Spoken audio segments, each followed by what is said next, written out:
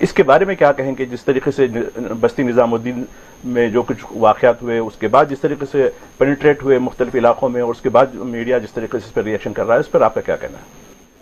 मुझे ये बात कहना ज़रूरी है कि बीमारी या प्लेग का कोई मजहब नहीं होता जी, मगर अफसोस के साथ कहना पड़ता है कि हमारे मुल्क में जो मीडिया है, ख़ास तौर से वो मीडिया जो हुकूमत की अंधी तायीद करता है, तखलीद करता है, इन लोगों ने कोविड को मजहब दे दिया है। जी जी, जबकि जो हर इंसान को ये बीमारी पकड़ रही है या मुतासर हैं लोग, मगर इस मीडिया ने इस कोविड-19 को एक मजहब दे दिया।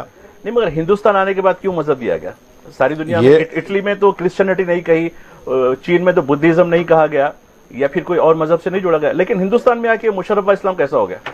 यही तो समझ में नहीं आया है कि आखिर किसने इस बीमारी को जाकर कह दिया कि भाई तुम्हारा मजहब से ताल्लुक है।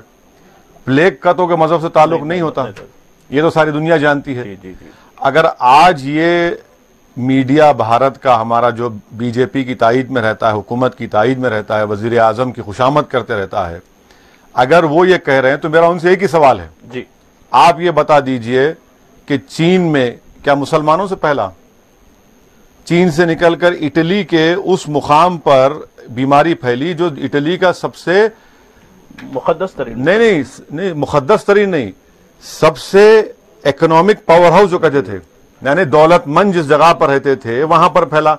वहां पर भी माजिद साहब नहीं वहां भी कैथोलिक का एक बड़ा मुकाम भी नहीं वो हम उस पर नहीं जाएंगे जी, मगर इटली का वो मुकाम जहां पर दौलतमंद रहते हैं वहां पर सबसे ज्यादा बात हुई। स्पेन, वो भी बहुत ताकतवर G20 में आते हैं, इटली, बरतानिया, आप बताइए क्या मुसलमान फैला है? अमेरिका, कोई मुल्क इसको मजहब से नहीं जोड़ रहा है, सब कह रहे हैं कि भाई ये मिलकर इसका मुकाबला करना है, मगर ये मीडिया के लोग, इनको शर्म नहीं आती, इतने बेशर्म है ये लोग कि ऐसे वक्त में बजाय लोगों को जोड़ने के हस्बे रिवायत, हस्बे आदत और अपनी मुनाफिकत और अपनी खुशामद और बल्कि जर्नलिज्म के नाम पर धब्बा हैं ये लोग, जो एक मजहब को इससे जोड़ रहे हैं। अब आप ये बताइए पार्लियामेंट को क्यों नहीं बंद किया गया भाई? 24 तक चलती रही। पार्लियामेंट को क्यों बंद नहीं किया गया आपने? 13 मार्च को मिनिस्ट्री ऑफ हेल्थ कहती है कि ये कोविड जो है हेल्थ का नहीं है। पार्लियामेंट चलता है, आप मध्य प्रदेश में आप बीजेपी गवर्नमेंट बनाती है, हजारों की तादाद में लोग खुशियां मनाते हैं उनके दफ्तर में आके, जब आपको याद नहीं आया, डिनर भी लगता है उसमें आपको याद नहीं आया। अच्छा, आज से चंद दिन पहले दिल्ली दारुल हुकूमत भारत की हजारों लोग, आनंद विहार की जो हजारों लोग जो उत्तर प्रदेश, बिहार, बंगाल से मजदूर पेशा हैं, भूख और फाका कशी के आलम में निकल जाते हैं। आपको जब कुछ नहीं बोलते आप। अच्छा, भारत बंद 5-6 बजे खत्म हुआ, रोड पर निकलकर लोग थालियां बजा रहे हैं, बैंड बजा रहे हैं, जब आपको नजर नहीं आया। इन लोगों को समझना चाहिए कि आप, मैं जानता हूं कि दिलो दिमाग में आप लोगों के मुसलमानों से नफरत भरी हुई है, आपको आपकी नफरत मुबारक, मगर आपसे गुजारिश ये है कि कम से कम 15 अप्रैल तक अपनी बॉक्स को और मुसलमानों से नफरत को रोक के रखिए। यकीनन हम इससे इनकार नहीं कर सकते कि तेलंगाना में जो 8 लोगों की मौत हुई है, उसमें से चीफ मिनिस्टर का खुद बयान है, हुकूमत का बयान है कि 7 लोगों का ताल्लुक तबलीगी जमात से था, वो दिल्ली गए थे। मगर मैं आपको एक बात बता रहा हूं जी, जितने तबलीगी जमात के जिम्मेदारान हैं तेलंगाना और आंध्रा के, मुकम्मल ताउन पेश कर रहे हैं हुकूमत को, और वॉलंटियर कर रहे हैं, मुकम्मल ताउन कर रहे हैं, मुकम्मल बोल रहे हैं। मैं खुद चीफ मिनिस्टर से कई दिनों से, बल्कि मैं कह रहा हूं कि पिछले 5-6 दिन से, रात में सुबह 2 बजे, आपने कर्फ्यू की बात कही, नहीं, सुबह 2 बजे सीएम मुझसे बात करते, सुबह 2 बजे 1 बजे आपके इटला अंदर बात करते, मैं कॉन्फ्रेंस कॉल पे तबलीगी जमात के जिम्मेदारों से बात करता हूं, कमिश्नर पुलिस मुझसे बात करते, डीजीपी बात करते, पूरा मुकम्मल ताउन। अरे भाई, तबलीगी जमात आप उनको पसंद करें या ना करें, सही है, मगर एक 100 साल पुरानी ये जमात है। जी, कौन सी इनके पास दौलत है? ठीक है, दिल्ली में हुआ, वहां से लोग निकल के आए, हम उसे इनकार नहीं कर रहे, मगर इसको पूरी तबलीगी जमात को जिम्मेदार खड़ा कर देंगे, इस्लाम को जिम्मेदार खड़ा कर देंगे। तो फिर क्या, इटली में फुटबॉल मैच हुआ माजिद साहब, जी जी, फुटबॉल मैच हुआ, जी, फुटबॉल मैच में फैल गया पूरा, अब बोलिए किसको जिम्मेदार खड़ा करेंगे? ये पेंडेमिक है। सही है। अच्छा, और एक चीज भाई, अगर वो पुलिस स्टेशन, मुझे कई मरतबा निजामुद्दीन जाने का मौका मिला, महबूब इलाही के आस्थाने पर, और वहां कभी करीम की दुकान पर हम चले गए हमारे दोस्तों के साथ, हमेशा मैं देखता हूं जी, पुलिस रहती वहां। अच्छा, एक बात बताइए, जी, एक वीडियो जारी किया गया बीजेपी की तरफ से, जी, जिसमें यह कहा गया कि देखिए पुलिस का ऑफिसर बैठा हुआ है और वो बोल रहा है कि मैं वीडियो रिकॉर्डिंग कर रहा हूं, आपको नोटिस दे रहा हूं, आप खाली करिए। अरे भाई, अगर आप पुलिस के आला अहदेदार है तो आप बोलते मैं बसेस मंगवा रहा हूं जी, आप पैसे दीजिए और इनको हम भिजाते हैं परमिशन, आप नहीं किए। अच्छा, जहां तक हमारी बात आई, जी, हमारे भी बहुत से दोस्त हैं माशाल्लाह, जी, जी, उनको मंजलिस से इतनी मोहब्बत है कि कोविड में भी उनको नजर नहीं आता। तो नहीं, मिसाल के तौर पे बता रहा हूं आपको, हैदराबाद के 28 अफराद ख्वाजा अजमेरी सुल्तान हिंद ख्वाजा गरीब नवाज के आस्थाने पर गए, बस से निकले, बोले असद साहब हम बस से निकल रहे हैं, और इस बात की लफ्ज बलफ्ज तायीद करेंगे, एक वकील हैं गुलाम रब्बानी साहब, बोले हम निकल रहे हैं साहब। मेरा परमिशन मिल गया, बोला ठीक है चलिए। मध्य प्रदेश के बॉर्डर पर नीमच का इलाका, वहां पहुंचते हैं, वहां उनको रोक दिया जाता है, वो बेचारे बड़ी दर्दमंदाना अपील करते हैं। मैं फौरन नीमच के आपके डिस्ट्रिक्ट मजिस्ट्रेट कलेक्टर से बात करता हूं, हमारे राजे साहब से, मैं शुक्रगुजार हूं।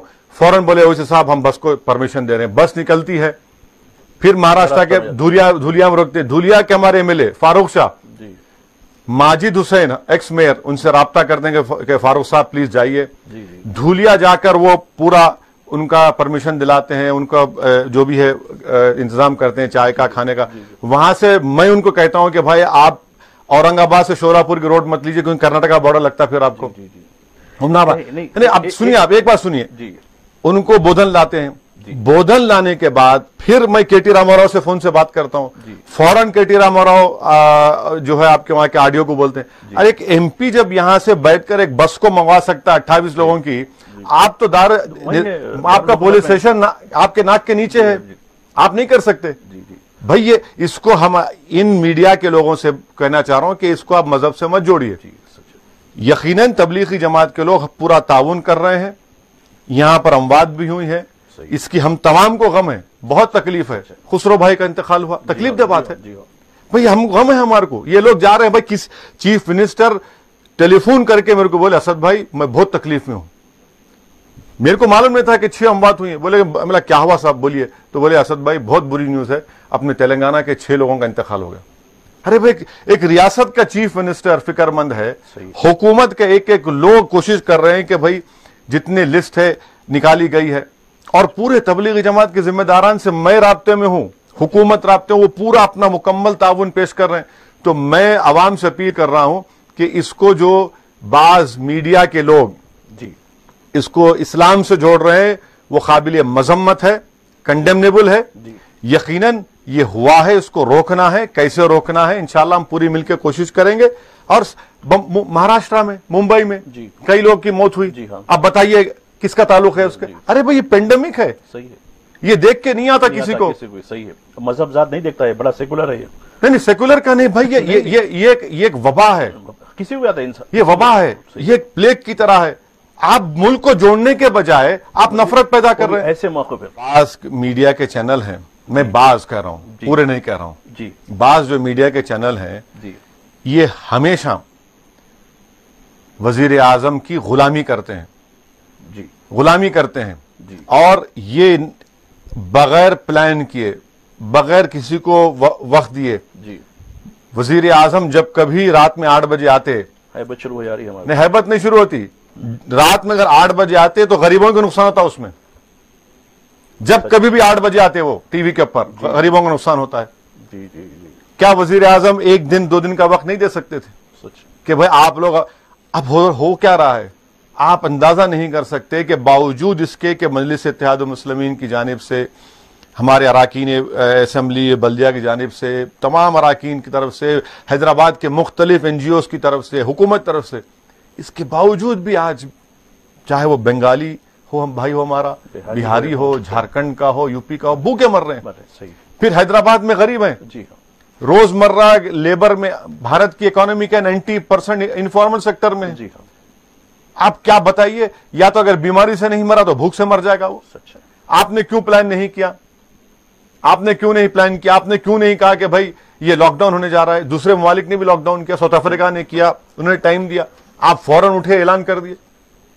आप पार्लियामेंट को चलाते रहे क्योंकि आपकी गवर्नमेंट बनाना था वहां पर। सही। ये यकीनन हम चाहते हैं कि इसका हम ताउन पेश कर रहे हैं, करते रहेंगे। जी जी। मगर लॉकडाउन की वजह से कोई सहूलतें नहीं। एक ही चीफ मिनिस्टर है पूरे भारत में, जी, पूरे मुल्क में। जी। और अफसोस के साथ कहना पड़ता है कि बिहार की हुकूमत नीतीश कुमार की हो, बंगाल की ममता बनर्जी की हो, या उत्तर प्रदेश की योगी की हो, इनमें इंसानियत नाम की रत्ती बराबर चीज नहीं है। अपने लोगों को यहां एक पूछ नहीं करते। हाँ, बिल्कुल। चीफ मिनिस्टर टीवी पर आकर ऐलान करता है जी हाँ। कि किसी को जाने की जरूरत ऐसे नहीं ही है। वीडियोस के अपडेट के लिए हमारे चैनल को सब्सक्राइब करें।